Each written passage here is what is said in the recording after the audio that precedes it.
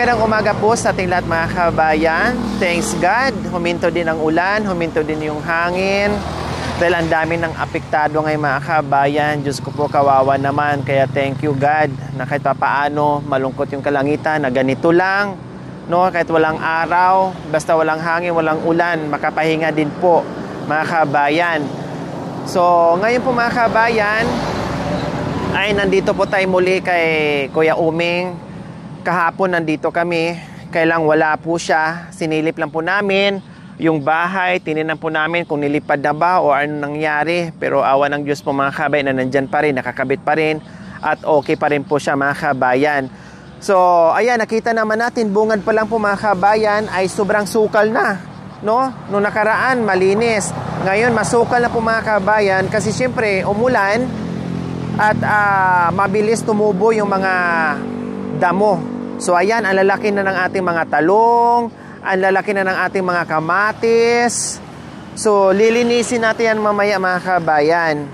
At maghatid tayo ngayon ng ayuda. Ito pa rin po, nagagaling yung ayuda natin kay Ate Des.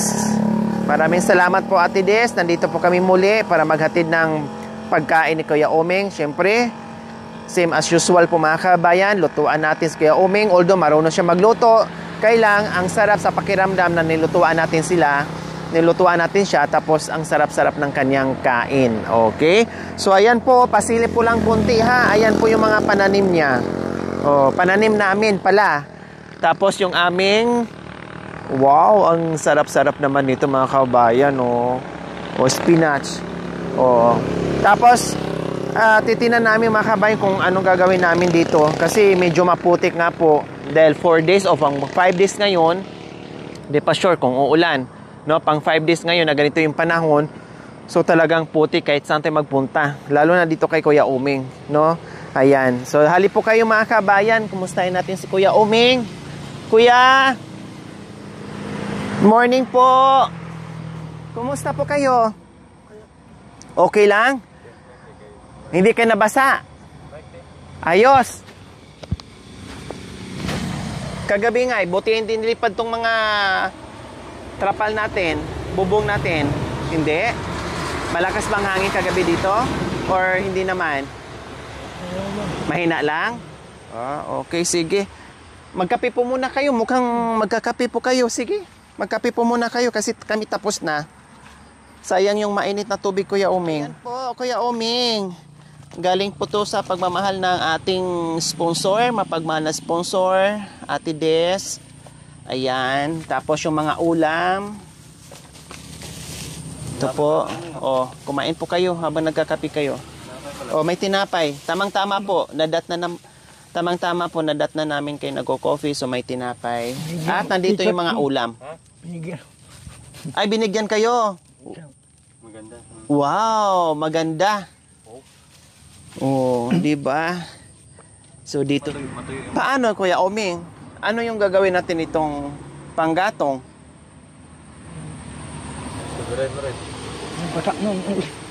Nabasa yung uling? Bili mo natin ng uling. Bayan, magparingas tayo ng ano.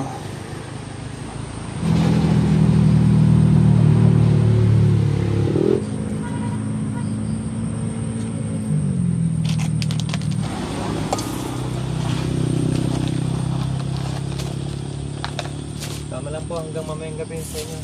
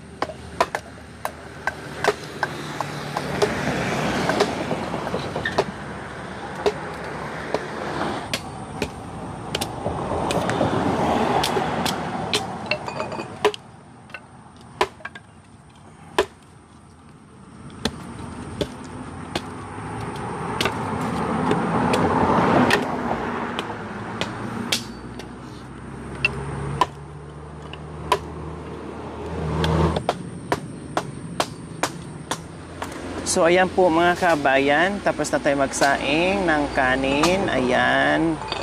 So dito na rin tayo mag-ihaw mga kabayan. Ayaw ko nang ilipat yung apoy, mahirap magparingas. So ganyan na lang gagawin natin. O, gawa na lang natin ng paraan. Ayan. Ito malinis na yung ating isda. Iihaw natin. Kasi mga kabayan, gusto ko iihaw. Tapos bago ko siya sabaw. Yung isa, itira ko yan. Bahala na si Kuya Uming dyan kung ano gagawin niya bukas. Yung isa, isabaw ko. Maganda yung isda natin. Fresh na fresh, oh. Ayan, oh. Fresh na fresh yung isda natin. Buti pa yung isda fresh. Yung nagluto, bulok na. Ang hirap.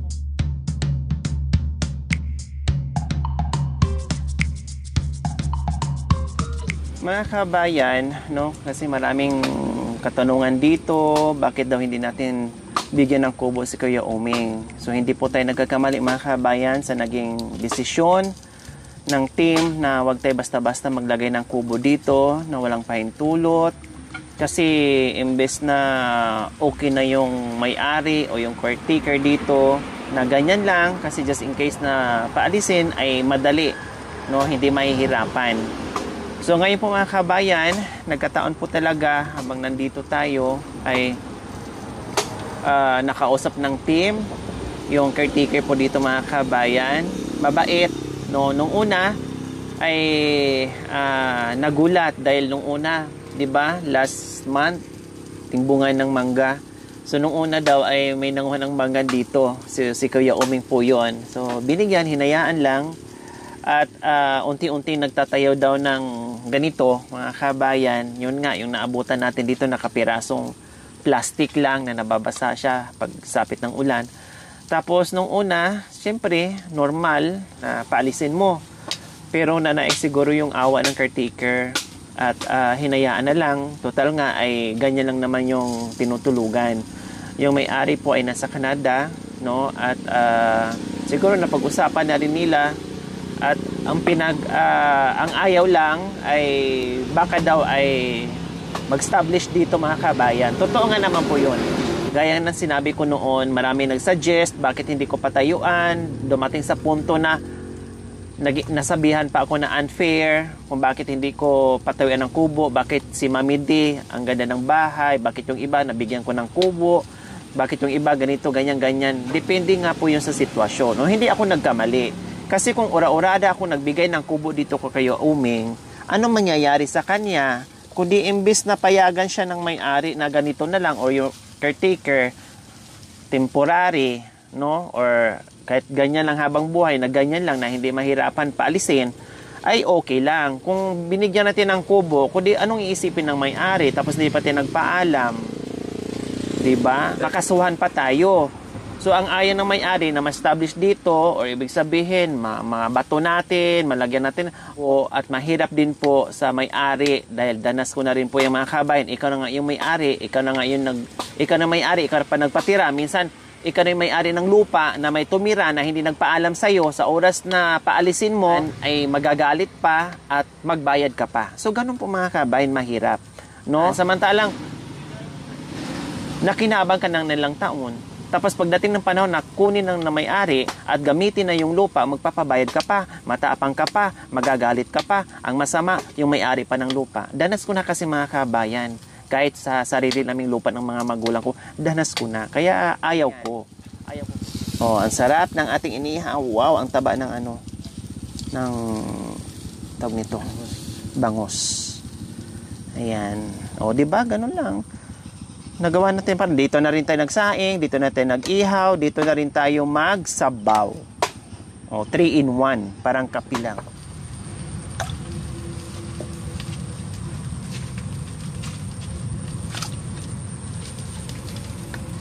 So, tapos na tayo. Mag-ihaw po mga kabayan. Ito, salang tayo. Sabaw po yan. Ayan. So, lagyan natin ng kahoy na para mabilis. Yan, mabilis lang yan. Mapoy ka agad.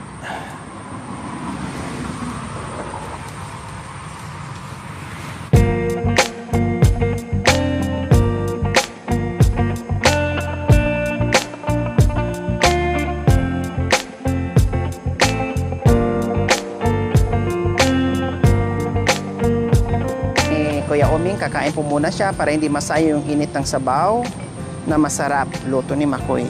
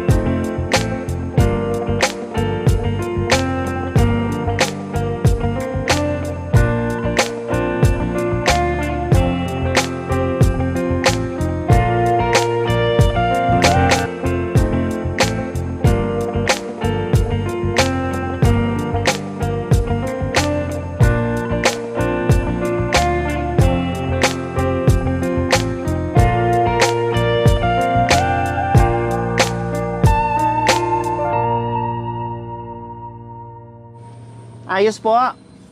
Masarap yung lasa. Oh. Kasi minsan gusto ko, yan ang type ko mga kabayan. Ihawin, sabuan, sabawan. Yummy. Tapos yung simpleng lang, ricados, kamatis, daon ng sibuyas, talbos ng kamuti, o malunggay. Naku, yan ang mga type ko ng mga ulam mga kabayan. Kumbaga, pambukid o pambundok na ulam. Kaya sa bahay, gulay, isda. So ayan po Ate Des, maraming salamat po muli. Bumili ako ng bigas ulit, ulam ni Kuya Oming, tinapay, no. Tapos bukas daanan namin siya ng kape at mga ricados niya diyan. No, dahil nakalimutan, nagmamadali, walang kape. So balikan na lang namin. Maraming salamat po muli. At may nag-message po pala, may nag-comment. Bakit daw hindi natin binibigay kay Kuya Oming? Bakit kinokontrol yung pera? FYI po, kung ibigay natin kay Kuya Oming, paano niya mapatagal yung pera na ibinigay na budget para sa pagkain ni Kuya Oming? Una, sabihin ko na, kahit marinig ni Kuya Oming, paano makontrol ni Kuya Oming yung pagyuyusi. Baka mamaya yung pera ay mas marami pa yung naibiling yusi kaysa sa pagkain niya. Pangalawa po, yan ang kagustuhan ng ating sponsor. No? Pangatlo po, para yung pera na pinaghirapan ng sponsor natin ay hindi masayang. Kasi nga lagi kong ina-advise si Kuya Oming ay para makontrol yung pagyuyusin niya. Sabi ko sa kanya, hindi ko naman totaling ialis sa kanya yung vision niya. unti-unti. Ngayon, siyempre, pag may hawak na pera, hindi maiwasan. Bili doon, bili dito, bili doon, bili dito. So, paano natin makontrol? At isa pa, mas nabusog pa yung bibig niya sa usok kaysa sa pagkain. Anong gusto nyo? Ibigay ko lahat, yung pera niya, maubos niya isang araw lang, bukas wala na siyang pagkain. Kaya minsan gamitin natin yung utak. Huwag puro comment kung ano lang yung naisipan natin, yun na yun. Isipin natin, inalisa natin kung bakit ginawa natin yun o ginawa ko, kinukontrol o hinahawakan. Nakikita nyo naman kung anong ginagawa ko eh. Diba? Hindi naman kinukuha ko yung pera o hinahawakan ko na wala kinakikita, wala kinakikita na binibisita namin, nilulutuan namin, binibili ng pagkain, pangangailangan nila dito. Nakikita nyo naman sa video eh. Siguro itong nag-comment na bakit kinokontrol yung pera, mukha tong pera, sa totoo lang. Mukha kang pera. Gusto mo lang pera, ayaw mo ng pagkain. Kung yan ang gusto mo sa buhay mo, huwag mong idamay si Kuya Omeng. Huwag mong idamay yung team. Huwag mong idamay yung sponsor. Kasi kami dito, hindi lang yung tulong, hindi rin yung bigay ng bigay. Tinitingnan namin kung paano. Tulong at the same time, may pagmamahal, may care doon sa mga taong tulad nila. Hindi yung abot ka lang, bahala ka na dyan. Ubusin mo yan, bahala ka na dyan. Wala ka nang pakialam. No. Kasi yung pera na pinapadala sa galing sa mga sponsors natin, pinaghihirapan po nila yan. No, yung iba nagbabawas pa sa savings nila. Yung iba dumudukot kahit alam namin na kung hindi sila maghanap buhay doon ay wala din. Kaya sinupin, pagyamanin, sinupin, at yung pera na pinagkalobs kanila na hindi natin kaano-ano ay nagpapadala. May pagmamahal sa mga kababayan natin na tulad nila. Iparamdam din natin na hindi masaya yung pinapadala nila kasi hindi yan nila pinupulot doon. Isa pa, prangkain ko na rin po kay mga kabay kasi maraming nagsasuggest o nagsasabi kasi si Kuya Omeng madalas hindi natin nakakausap ng maayos kasi minsan lalabas yung boses niya, minsan sobrang hina, no? Regarding po doon sa lalamunan ni Kuya Omeng, pasensyahan tayo. Noon ginagawa ko yan. Yung pagpapagamot, check up doon, check up dito, opera doon, opera dito. Ngayon po, sorry, hindi ko po magagawa at hindi ko po kakayanin. Sobrang pagod, puyat. Kung naalala nyo, yung may colostomy, si Bibi Joanne. Diyos ko po mga kabayan, nagkasakit ang buong team, puyat ang buong team, nagutuman ang buong team, nalilipasan ng gutom ang buong team, lahat-lahat na nandun sa sakripisyo. Ang ending, walang nangyari. Diba? Ang ending, walang nangyari, umatras, umayaw, natakot, hindi ko alam. Walang patient. Kami nga na hindi namin kaano-ano yung bata dahil sa pagmamahal, nakayanan namin yung sakripisyo na yun. Pero yung mga magulang, sila yung nag-back out. Hindi yung tumulong ang nag-back out at saka yung sponsor. Ang nag-back out, yung parents. So, ayaw ko na mangyari yan. Dahil grabe, kumbaga, lahat ng sakripisyo ay ginawa ko na. Kumbaga, dumaan ako sa butas ng karayom, nakikipag-away pa ako ng mga nurses, doktor, no, para lang mapurso, no, dahil alam naman natin, minsan, pag hindi natin gamitin yung medyo matalas ng konti, yung bibig natin sa mga, lalo na sa mga public hospitals, hindi naman lahat, hindi ko naman po nila lahat, no, lalo na sa mga public hospitals, naku po mga kabayan, kailangan paandarin mo rin konti yung kasungitan mo konti, no? So, nadaanan ko yon, nalagpasan ko, waiting na lang po sana, kailang ganun pa nangyari. So, ayaw ko na mangyari ngayon. Ngayon, ang magagawa namin ni Kuya Omeng is yung bisitahin namin, tingnan namin yung kalagayan nila dito, tingnan namin yung kalagayan niya dito, pagkain, sa abot na aming makakaya. Ngayon, kung gusto, may public hospital naman tayo, may mga kapatid naman si Kuya Omeng. Dito. Kung naririnig niyo po ako, may mga kapatid naman si Kuya Omeng dito, may magulang pa naman. Kung gusto niyo po na mapacheck up si Kuya Omeng, no, panawagan ko na rin po doon sa pamilya.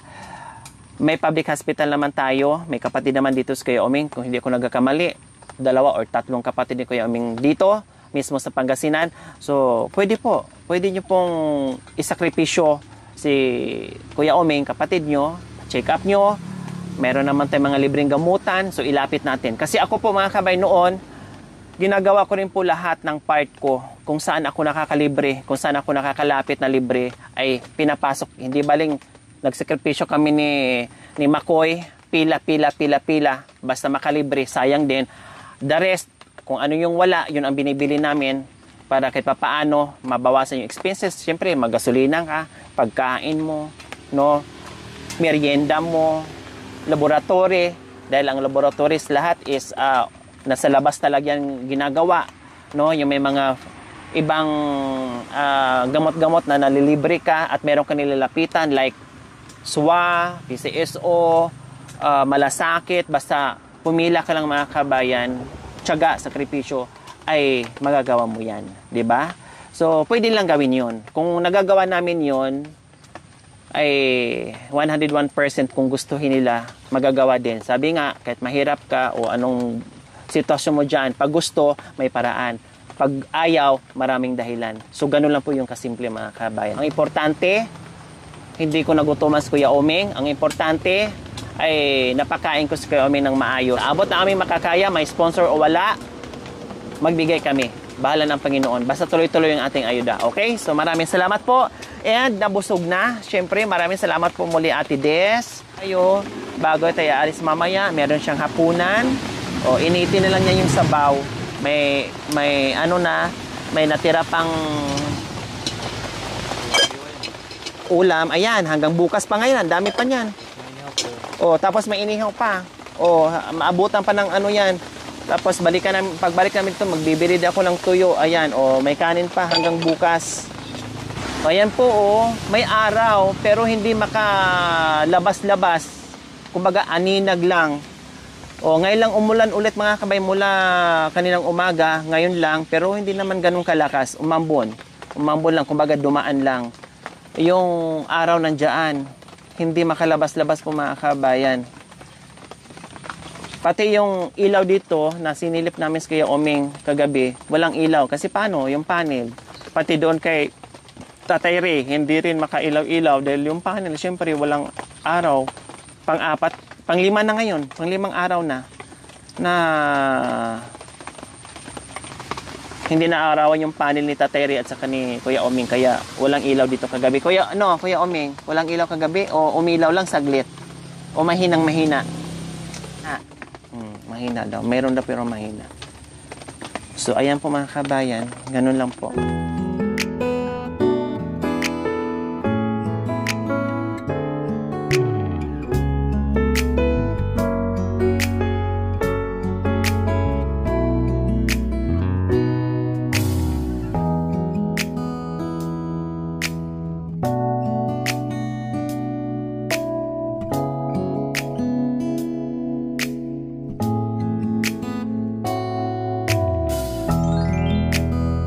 Thank you for watching.